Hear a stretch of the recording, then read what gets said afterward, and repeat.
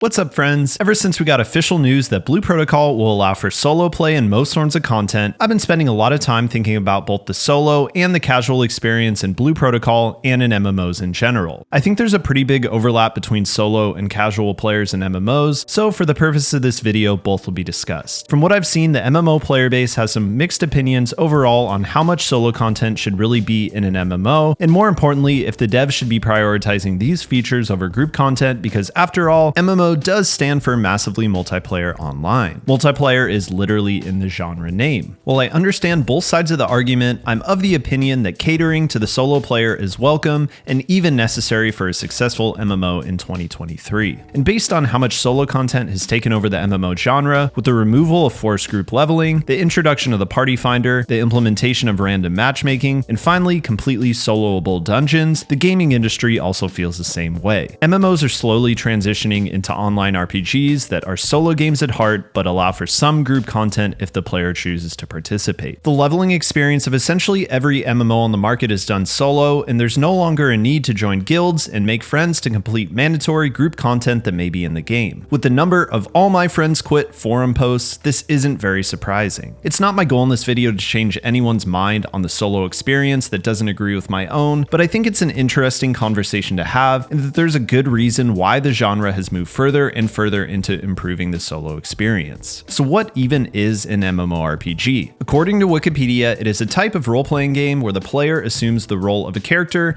and takes control over many of that character's actions. MMORPGs are distinguished from single-player or small multiplayer online RPGs by the number of players able to interact together, and by the game's persistent world, which continues to exist and evolve while the player is offline and away from the game. I think this is a pretty good definition that highlights the two main features distinguishing an MMORPG from a single player one: a shared persistent world and the ability for interaction with lots of players. Note that the definition states the ability and not the requirement to interact with other players. MMOs typically offer a number of activities that allow for this interaction. These are things like questing, gathering, crafting, life skills, dungeons and raids, world events, PvP, achievement hunting, housing systems, exploration, and player trading. Do all these have to be group activities for the game to truly be massively multiplayer? Or how many of these have to be multiplayer for the game to still be an MMORPG? I don't think there's a clear answer, mostly because the genre has changed over time. While dungeons and raids typically require grouping, this isn't a must for the genre as far as I'm concerned, as long as there are other ways for players to do content together. Before diving into the topic further, let's first look at the solo content that we know will be available at launch in Blue Protocol. Aside from your typical single-player story content present in every modern MMO, Blue Protocol will have missions, dungeons, arena, tower, and raids at launch. Missions are inherently single player with no option for grouping. Dungeons, arena, and tower can hold up to 6 players and are your standard small group content. The devs have already confirmed that these modes can be done solo or even with smaller groups if you don't have a full party of 6 friends to go in with. Raids hold up to 30 people and act similar to open world bosses in Lost Ark or Alliance raids in Final Fantasy XIV. I have a feeling these will generally require groups to complete, but with this many players, no one really has much personal responsibility, so this is likely less of a concern to solo players. Competitive content being released at launch appears to be the arena mode, which will have a PvE leaderboard where groups can compete for the fastest clear time. The best scores will likely require a highly coordinated team that can make use of the party combo system and is comprised of classes and builds that are complementary. From everything I've seen so far, material drops for crafting new gear sets drop primarily from dungeon content, which can be done purely as a solo player. I think this is fantastic, as it will allow for vertical progression without any reliance on others. From all this information, it seems pretty clear that Blue Protocol is being built from the ground up to fully accommodate solo players in all or most content. My favorite MMO YouTuber Cry, before he quit YouTube, was making a lot of Blue Protocol content. He mentioned that in the previous beta test, you have level, battle score, and adventure rank. Increasing adventure rank is required for progression in the game, and therefore the game has traditional vertical progression mechanics. If the game is anything like almost any other MMO on the market, story content and access to new zones will also be gated by vertical progression, and this type of content is typically the biggest driver for the casual audience to start and keep playing the game. I'm personally a fan of vertical progression and need it in the game for me to fully enjoy it. One of my favorite aspects of RPGs is gearing and feeling like my character is getting stronger as I grind the game. I think a lot of single-player RPG enjoyers like these types of games for that same reason. There's no doubt that there'll be some challenging content in Blue Protocol that players must get through in order to progress, and allowing players to do this content solo if they choose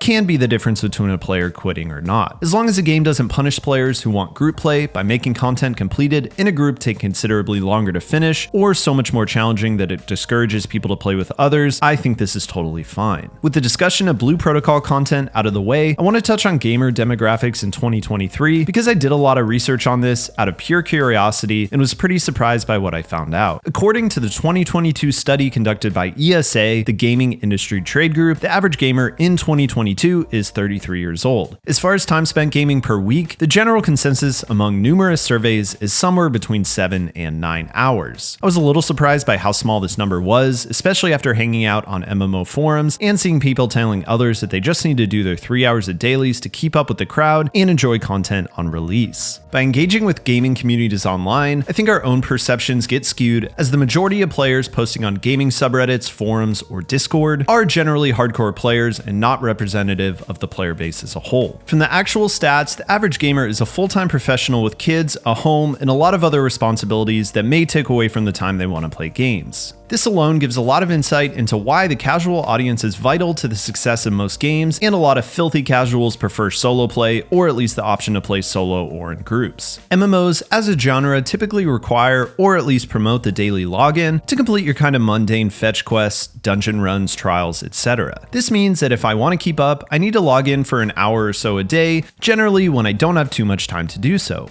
What happens when I load into a dungeon with a group of randoms and my dog won't stop barking at the neighbors? Or I have to get up because the pasta is boiling over and I don't have enough time to cook dinner and play games. This is where solo dungeons are far superior for my lifestyle. I can simply pause the game and not leave anyone else hanging. Do I prefer to play with others when I can? Yes, absolutely, but I don't always have the time to do so. Those are personally weekend activities for me when I can sit down and play for a few hours and do all the group content the game has to offer. Now let's talk about matchmaking. Gamers aren't really known for their stellar social skills, myself included, and MMO lobbies can be a pretty toxic place for players who aren't overly geared and familiar with all the raid mechanics. So I matchmake and get into a raid, and if I'm not the person causing the raid wipe, someone else likely is. Someone makes some unnecessarily toxic comments, we disband and start again. Don't get me wrong, I prefer to play with groups when I can, but not everyone does, and I don't always prefer it 100% of the time myself. If daily monotonous content is relatively challenging, and there's a chance that a random group will wipe and disband,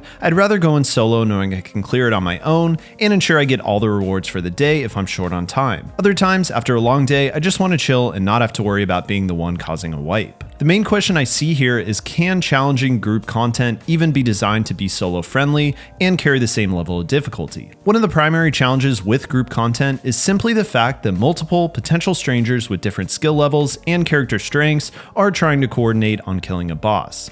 Is the boss the challenge, or is the real challenge coordination with others and potentially carrying weaker teammates?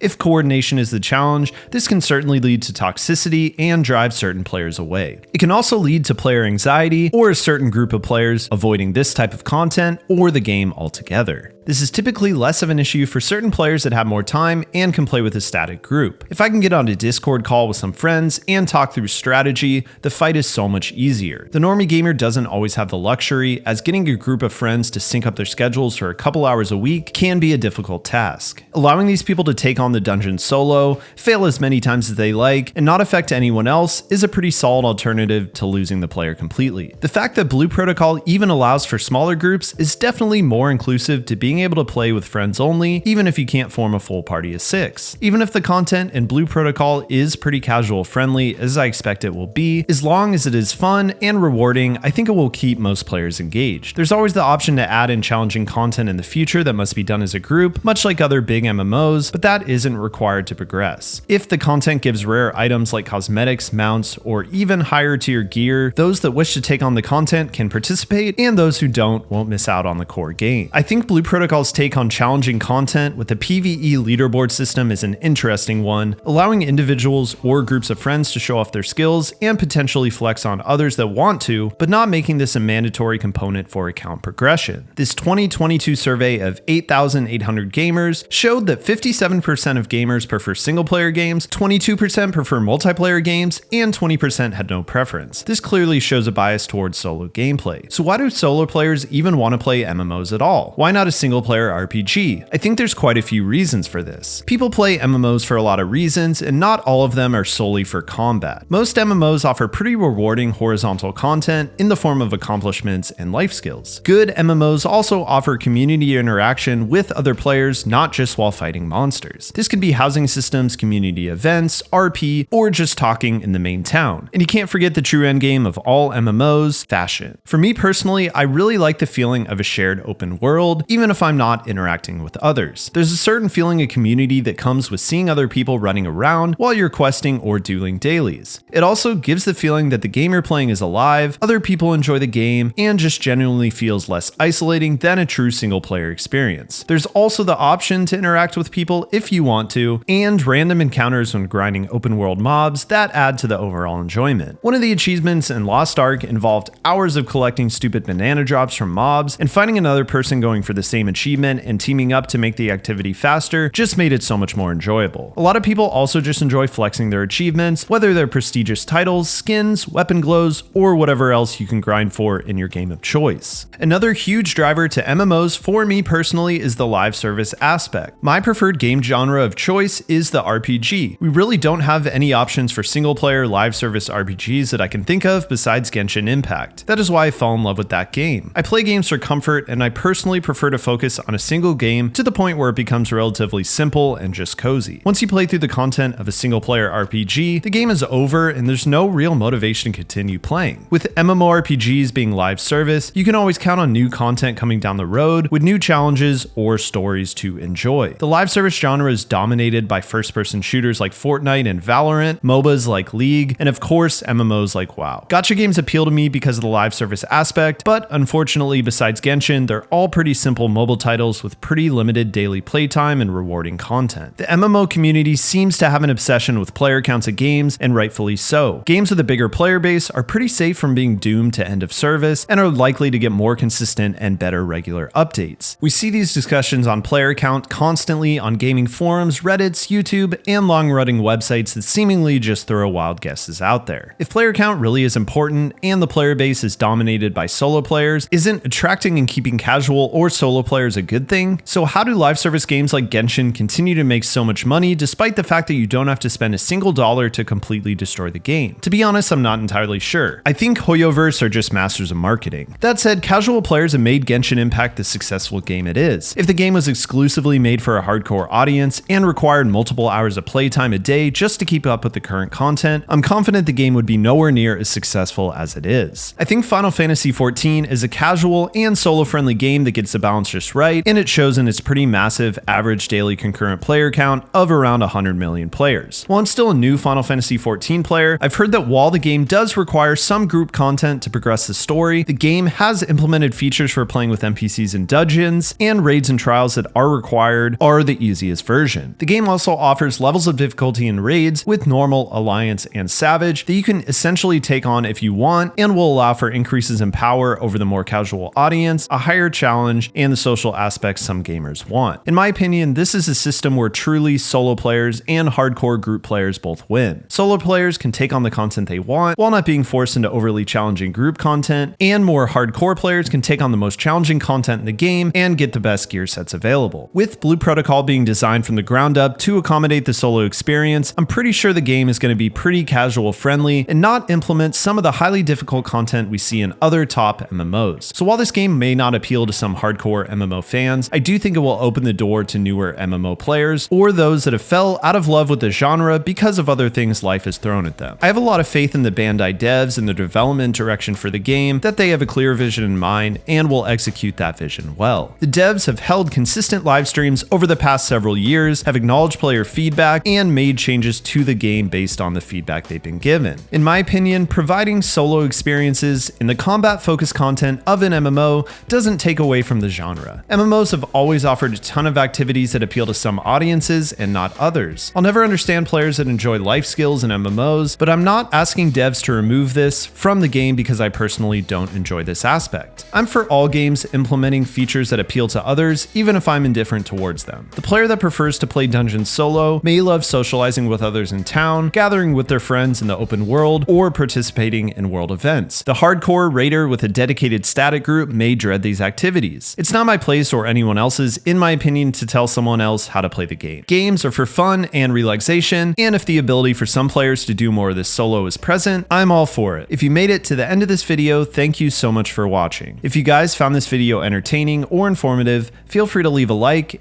and if you'd like to see more Blue Protocol content, consider subscribing to my channel. The Blue Protocol Network test is planned to happen at the end of March, and I'll be covering my experience following the test.